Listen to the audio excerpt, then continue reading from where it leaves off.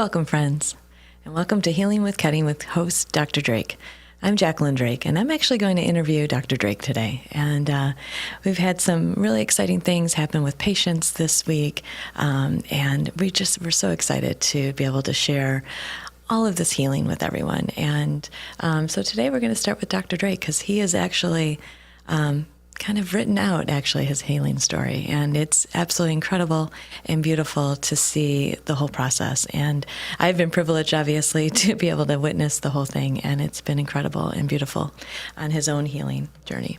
So I have a couple questions today for him, and so welcome to your own show. Hi. Happy to be here on Healing with Ketamine. Yeah.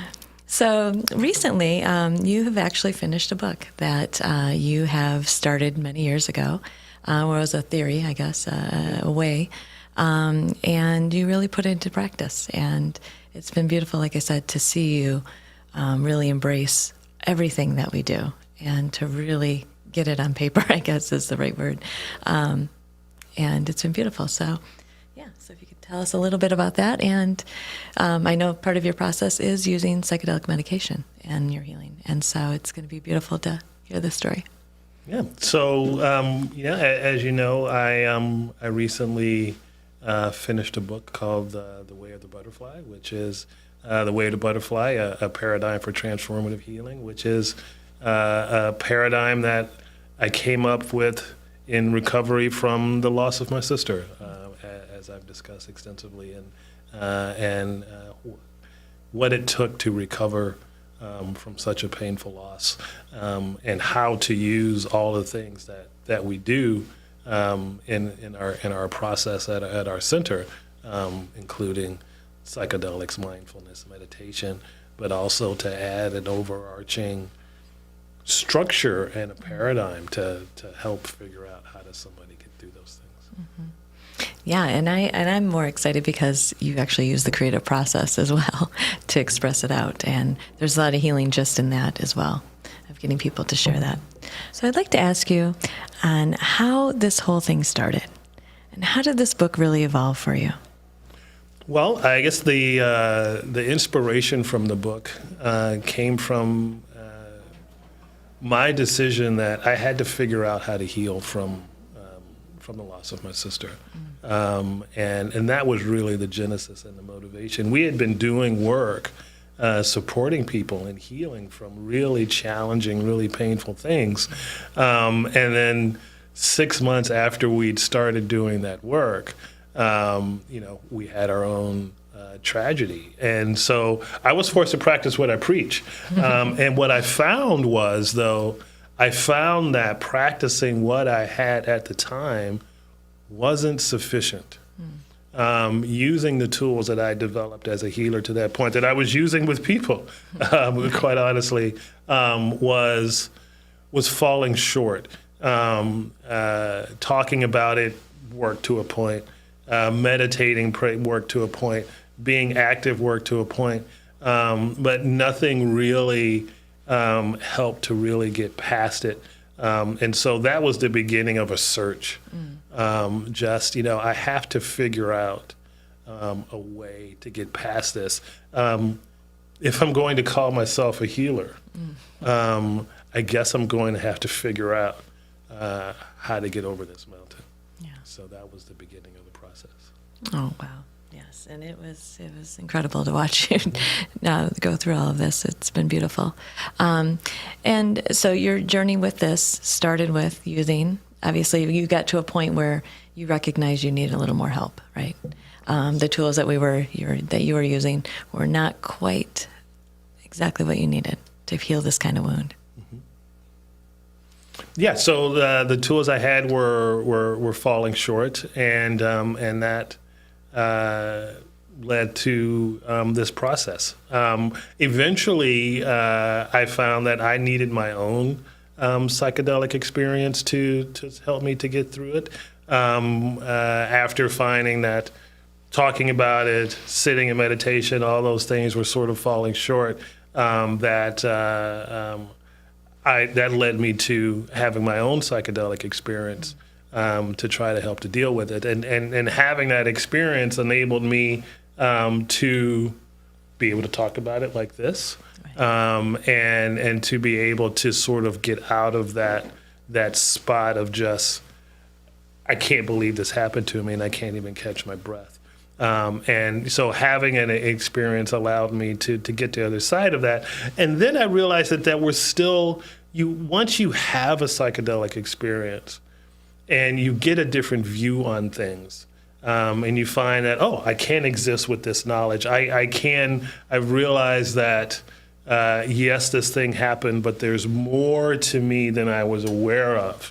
And that is an ongoing place that I can exist from. What do you do with that? You know, how do you put that in your life? How do you take a transformative insight from a psychedelic experience and then integrate that? How do you make that in a part of your life? How do you transform your life? Right. And that, you know, that's the genesis of the way of the butterfly, which is sometimes your life just changes.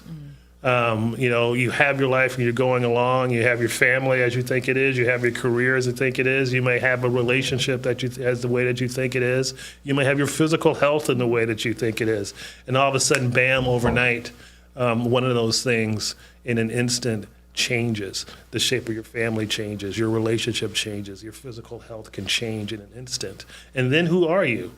Right? And that's a reinvention. And figuring out, once I've reached a point where I realized that the way of life that I had ended, the person who I was had ended, and I could continue to look at that and look at who I was, or I could begin a process of engaging with who I was becoming. And that was an unknown, right? Mm-hmm. And that's something that you know, in the process of writing the book, that idea that you don't know who you're going to be. Mm-hmm. You know, you don't know what you're going to turn into. You don't know who you're going to be on the other side of this process, but you do know it starts with recognizing that where I was is done, and who I was is over, and it's time to be something new. And you know, we call it the way of the butterfly, because it's about transformation, you know, and it's about the journey that a caterpillar goes through to become a butterfly. And, you know, as a caterpillar is originally born, it eats leaves and has a period of survival and growth. And then there's a time when something arises within it where it says, I must change, I must transform now. It's time for me to become something different. I mean, those are those moments that come up in a person's life where things change fundamentally, where you realize it's time for me to be different. And we talk about that as the initial stage of the call for transformative change. You know, and then what do you do then? Once you've had that, you realize it's time for a change. And then what does a caterpillar do? Where it builds a chrysalis, right? So to go through this process, you need a place of safety. Mm-hmm. You need a place that you can allow yourself to be contained in a safe and secure place and literally fall apart. You know, what does a caterpillar do? It builds a chrysalis around itself, and then it literally falls apart into its constituent points and then rebuilds itself in a new foundation. And that's a mysterious process. So there's this aspect of just surrendering to the mystery of transformation. And that can happen within a psychedelic experience. It can happen within a meditation. It can happen in a creative process. It can happen through physical fitness in a runner's high or walking through the forest. There's lots of places where you can have that transformative insight. And then on the other side of that transformative process, what happens then once that caterpillar has turned into something new, that's on a new foundation, then it has to emerge and be a butterfly, right? And then that's a completely different existence than it had before. Yeah. That's an existence based on a new foundation. It's an existence where it has wings, where before it had legs. It has eyes that allow it to see full color, where before it only saw black and white. And you know, in human transformation, We enter into a psychedelic experience, for example, which is a mysterious experience that's unpredictable and yet powerful and transformative. And you have an opportunity to see things differently. There's an opportunity to say things like, to shift from, oh, there's this loss and I don't know who I'm ever going to be. And that's a truth.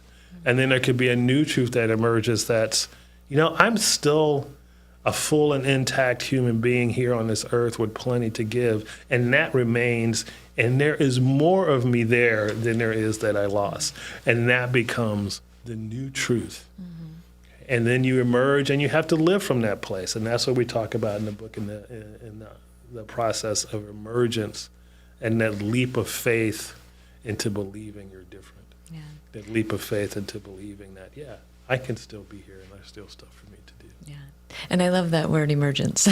It's absolutely beautiful, especially in the work that we do every day. We use that term actually when our patients kind of come back from their journey, and the medical term is literally emergence, and it's pretty beautiful when they come out of that.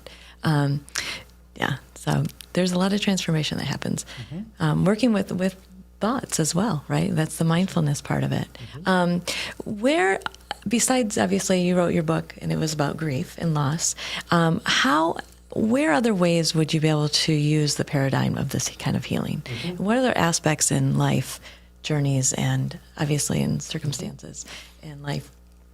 Well, it's applicable to many areas in life, and any time where someone finds themselves going through a process of change or their life is transforming, voluntarily or involuntarily.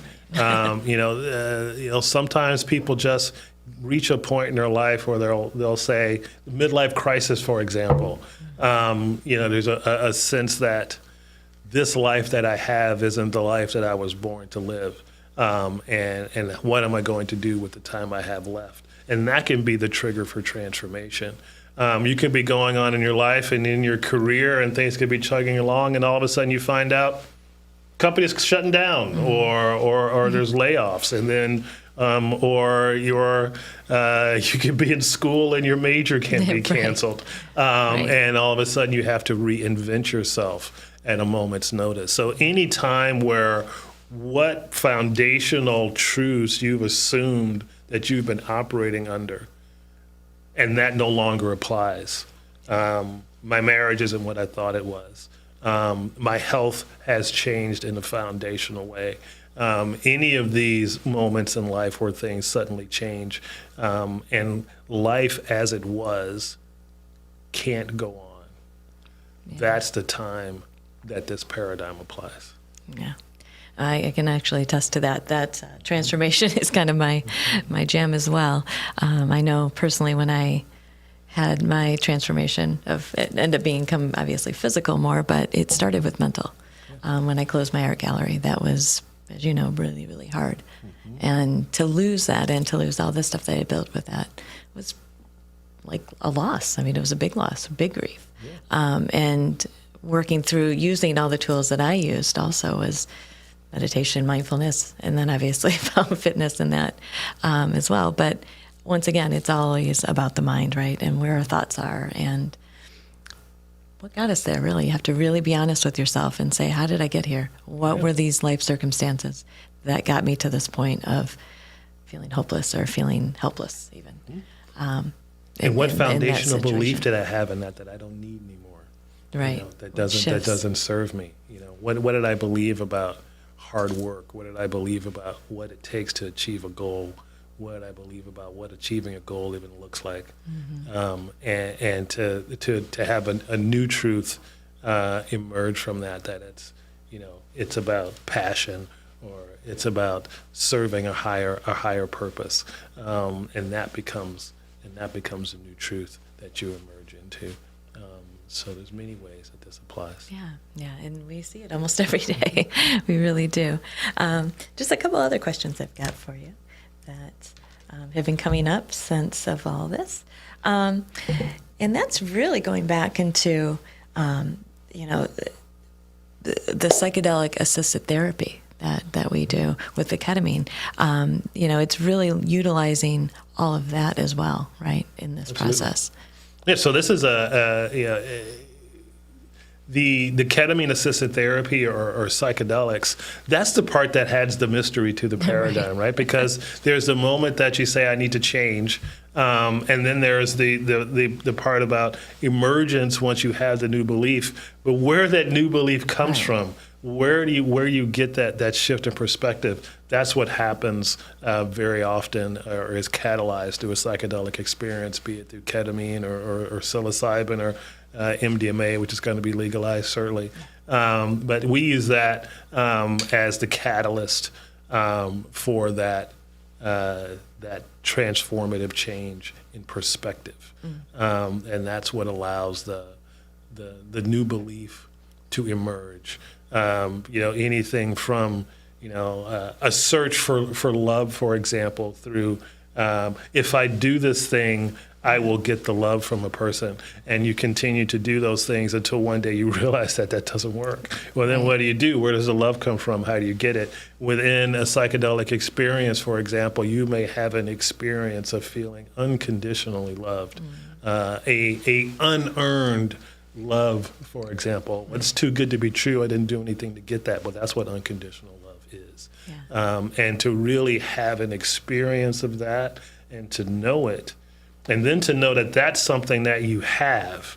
So butterfly consciousness becomes, I already have the unconditional love that I need. How does my life look like if I operate from there? Right. As opposed to operating from, I have to do this to get the love that I'm looking for. Right. And so that would be more the caterpillar consciousness, right? Yes, is that right. we talk about.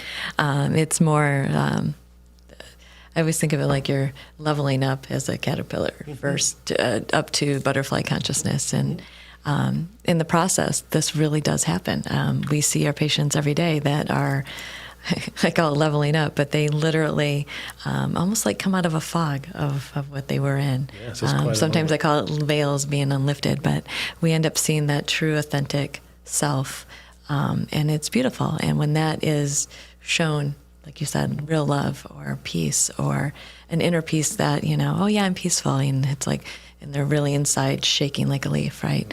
And it's like when they actually feel a deeper peace, then they're like, oh, I am peace. I feel that now. Now what can I do with it? Now I can meditate on that. Yes. And so with your book, that's essentially what the paradigm of the butterfly, the healing way is all about, is using these techniques and using really, really all of it. Changing the where you are mentally, yes. and sometimes physically, and taking it and making it, integrating it in part of your life, so that it doesn't just be it moves beyond just being a flash of light in the darkness, for example, and something that's an ongoing thing that carries you forward. And something else you mentioned I wanted to talk on. This is a process. It's not something that you do once and then you stop. It's a continuous spiral where you'll come back around and you say, well, didn't I see this before? But now you're seeing it from a different perspective, and you might come back again. And that's an ongoing journey of life. Life's constantly changing. We're very rarely at some steady state in life. There's always an ongoing evolution, whether we want it to be true or not. And so this is a process that can be an ongoing process of life, of moving through life in an evolving, transformative way, allowing that process to just sort of work in your life and see where it takes you. Yeah, and that's why I love to be able to do this, is the psychedelic integration part is really how do we take that insight and put that into your life now that you've had these incredible shifts, consciousness, whatever you want to call it, attitude, mood, whatever you want to call it. There's so many words for it, right? We can use for sure, but it's shifting that, right? And I think that's something that we're very passionate about, which is the fact that psychedelics are very powerful catalyzers for change, but that they need a structure. Right. You need a structure. You need some guidance and support on what do you do with these powerful insights when you have them, and how do you shift from I had this powerful experience and just sort of sitting it on the shelf and leaving it,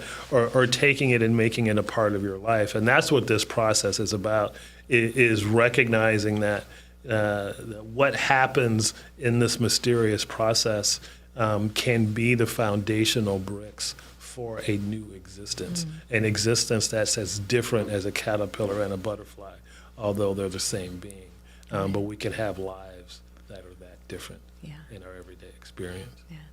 Yes, we literally see it every day, which kind of goes back to addressing this more in the mental health world, right? And so, in your opinion, what do you think the role of psychedelic medications have in that, in mental health right now?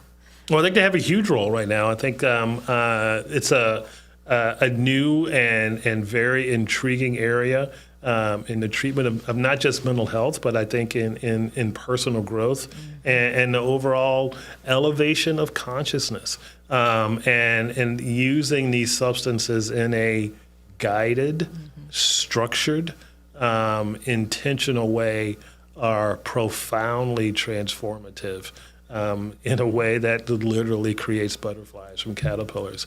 And so, these are powerful substances. They have incredible capabilities for healing. They're not perfect. There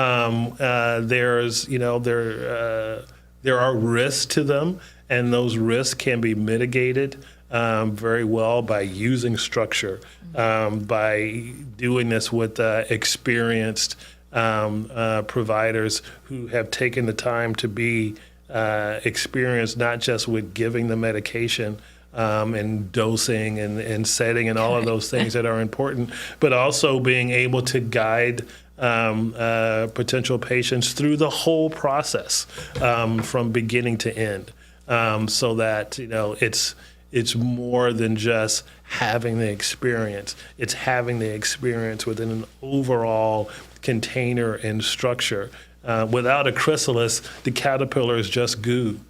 And you need something to hold that. If you're going to enter to experience and fall apart, you need something to hold that. Or you can just spill away. And with the container to hold it, with guidance and a structure, you can go from a caterpillar to a butterfly.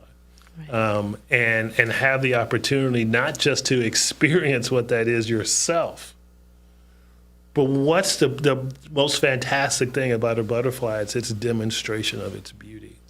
It flies around and it demonstrates its beauty. It just is. And people on the other side of this process have the opportunity to be a demonstration of what it means to get to the other side, to get to the other side of sadness, to get to the other side of fear, to get to the other side of anger, and to find peace, forgiveness, mercy, unconditional love, to have those be a real thing that you exist from. Right. And these are, when you're talking about forgiveness and stuff, these are incredible things to even talk about when we're talking about forgiveness, letting go of resentment and all of those things that can really drive somebody to do some terrible things to their own selves, to other people, behaviors. And so it is amazing how powerful this can be. It really is. Yeah, it's incredibly powerful to change people at depth. Yeah. And to break through walls that have been built up for a lifetime. Yeah. To see things in a way that people can't imagine. Sometimes you can't even imagine how it feels to have peace if you've had a lifetime of survival mode. Right. And that's what we see almost every day. You can't even, that's the first thing that people often get in the in the process is just the realization of, oh, wow, this is peace? Yeah, that's what peace feels like. Yeah, congratulations. Now you feel it, right? And so now it's like, now that you've had a taste of that, for example, if you walk out of that door right now in a state of peace, not looking for it, right, knowing that you have it, how do you relate with the world outside that door? And that's transformation. That's emerging from the chrysalis, is that leap of faith into, oh, well, I do have peace. Well, now what? So be it. Yeah, and I know that look actually so much, and it's incredible. I always tell people, especially our patients, I tell them to document the whole thing because they want to see this change. They want to see, years and years of depression or anxiety chasing them, and suddenly be like, depression no more. And, suddenly a cloud is lifted or whatever it is, visuals that they have upon themselves that they feel. When that shifts, it's really incredible to see. Yeah, and we see it almost daily, but it is beautiful. So, yeah. Anything else you want to add to it? Add to your book and your process, really, the process of creating it. Because I know there was a lot there, and I just know that because of the back end side of it. But there was a lot of creating, creating writing it was a journey in and of itself, which completed the healing, and it was a journey. I'd been thinking about it for about a year, and had the title, and had to go through the process to write the content. And as you know, it was a trip back home finally that enabled me to have some closure, that enabled me to finish the final chapter of the book. So the writing of the book paralleled my own healing journey with the whole loss. From the beginning of, I have to figure it out, from that moment of it's time to change. For sure. And then surrendering to the process. Well, I'm going to write this, and I'm just going to, see what comes up, and I'm going to let it flow. And then seeing what came up, and doing that process of really coming to grips with, oh wow, what was really the loss, and to see it in a new light. And then you throw in, a catalyzing psychedelic experience, which enables that powerful transformation. And then there's that choice. Then there's that moment where you have to look up and go, wow, that time's over. Is it really over? And that's a leap of faith. It's a leap of faith to believe that the war is over. It's a leap of faith to believe that the hard time is over, that it can be over. Right, because when you're in that, you don't know. You can't see anything else, and then the clouds part, and you go, "Was that real? Yeah, it's real." And if you give it a chance, it'll stick back around. And that's the beauty of this aspect of emergence, when you make that leap of faith into the new idea. When I make the leap of faith into, there's still so much love and healing for me to give. There was a particular person I wanted to help, and I wasn't able to do that. There's a whole lot of other people that I can be present for, beginning with myself. Right. Yeah. And allow myself to exist in a state of healing. And just to let that be a demonstration that this is possible. You can get to the other side. You can get to the other side of grief. You can get to the other side of loss. You can still exist, and be in this world, and bring light, and positivity, from a connection to a different place. Yeah. And you really have expressed that in the book. And I say book, but it really is. It is your journey and your story, but in it, you really allow other people to kind of walk their own journey with it. And you question and you ask them, and it becomes, I would say, more of a self-help book than your story, but it's pretty incredible and really powerful. It's short, but it's very powerful and to the point. Short and powerful. It's short and powerful. Right, and it's just enough words that it needs. I like short and powerful. I believe in simple, elegant solutions, and if it's overly complicated, then maybe we should remove a little bit. And so this is very simple and powerful, and works for just about anything that a person may find themselves in the midst of. Yeah. Well, I'm excited. I'm excited for any person to read it, because I do think it will help a lot of people. I know it's helped me in my own journey as well. But watching you go through the process has been incredible as well, to see it. Yeah. To actually walk the walk, as we say, and walk the talk, because we do believe in that. I know I practice what I preach daily, to for my own wellness, mental and physical well-being. So it was quite a journey and an exploration to be able to bring this out into the world. And it's it's a big cliche. People say, something terrible happens and you something positive comes from it. And I'll be honest, when I initially got the devastating news of the loss of my sister, I didn't see anything positive coming from it. Yeah. I didn't see the sun coming back up again. And then over time and through some work and some introspection and a lot of transformation and a lot of thought, you find yourself on the other side of it. And something positive did come from it. And something that can actually support and help anyone who's interested in seeing how the way of the butterfly might be a way to support them in the future. Yeah, for sure.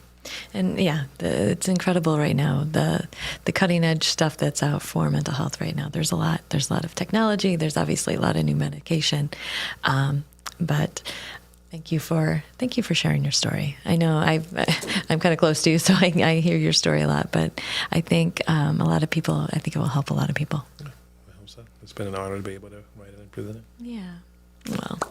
Well, thank you. And if any of our viewers want to, reach out, we are always available. And there's lots of questions, obviously, lots of information out there as well about this kind of healing and about this kind of work, really what we're about. And that is healing with ketamine.